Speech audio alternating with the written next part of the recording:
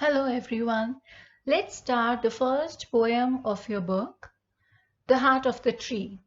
It is written by Henry Kyler-Burner, and here in this poem, the poet he provides the readers with a list of things that a person plants when he or she plants a tree.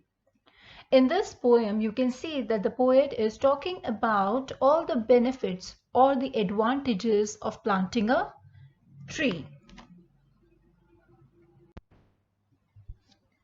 Let's see about the poem. Planting a tree is always a great work for the mankind, but the poet has found out new ways to look at the plants and plantation. In his poem, The Heart of the Tree, he glorifies the act further, shows how a tree helps life on earth, and says that it has a direct connection to a nation's growth. Now see the second thing. All the three stanzas of the poem, The Heart of the Tree, starts with a question, with the poet asking what the man actually plants who plants a tree.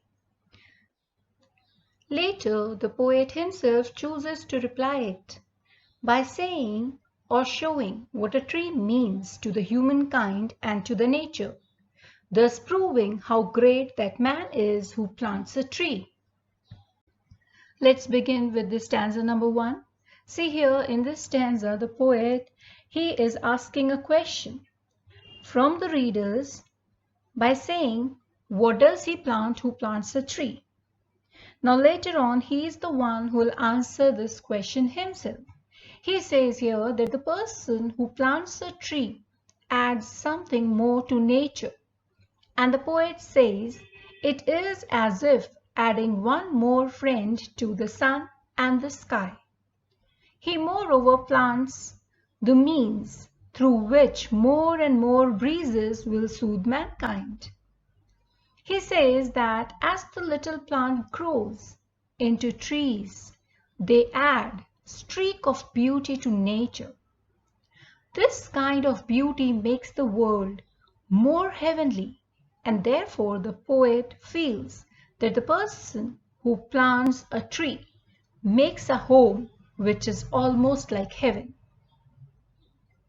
The person also provides the space for the birds to build up their nest, and in those nests one can listen the sweet soft songs of the birds as the mother birds sing them to their younger ones.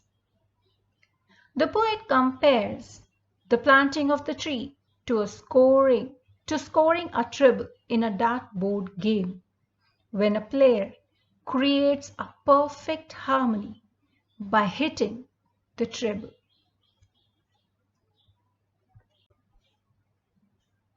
In the second stanza, according to the poet, the person brings in shade, as the tree provides cooling shade to the people and animals.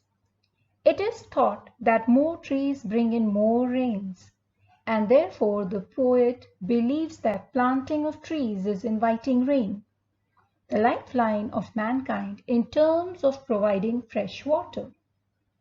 The trees are as if the seeds and birds of days to come, means that as within a seed lies the future plant, and within a bird the future beautiful flower.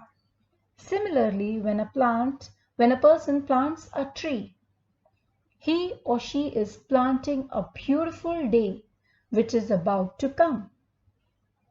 The plants provide the seasonal cycle, its beauty, as the poet mentions it, by the years that fade and flush again.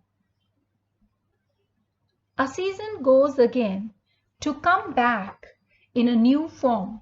Similarly, the trees fade away again to flush into life and provide bundles of joy to the people. The poet then refers to glory of the plain, in the sense that plain land is made beautiful with the addition of trees. By forest heritage, The poet means that environment is a natural heritage. So when someone plants a tree, he or she adds more to a heritage.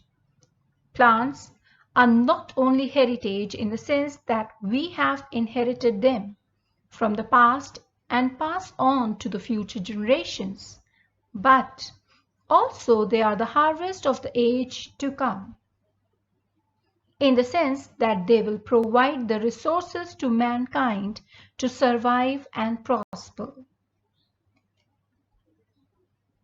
In stanza number 3, the poet again makes the list of all the advantages of planting trees and says that the person who plants a tree makes every attempt to create something which is for the public good.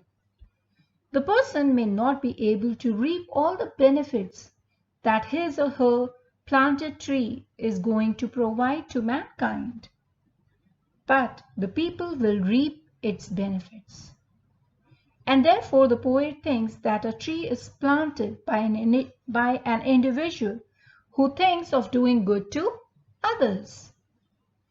He further compares planting of a tree with a blessing that the person who is planting the tree is giving to the people who live in the neighborhood of the tree. When a person is trying to plant a tree, he takes the sapling of the tree in both hands, which is presented beautifully as in the hollow of his hand, which creates in our mind the image of the person trying to give a gift to mankind with all his love. The poet also says that the person who plants the tree is godlike, as he plants to benefit mankind with his beneficial act of planting trees. Such a person holds the key to the nation's growth, as trees are something through which we can get so much resources that it can lead a nation to economic, environmental, cultural, and financial development. From sea to sea, that is between the seas, lie the land where the trees can grow, between which nations exist. The key to the development of these lands lies in the heart of the person who plants a tree. Now, the final stanza of the poem projects the act of planting a tree as something which connects human to the divine.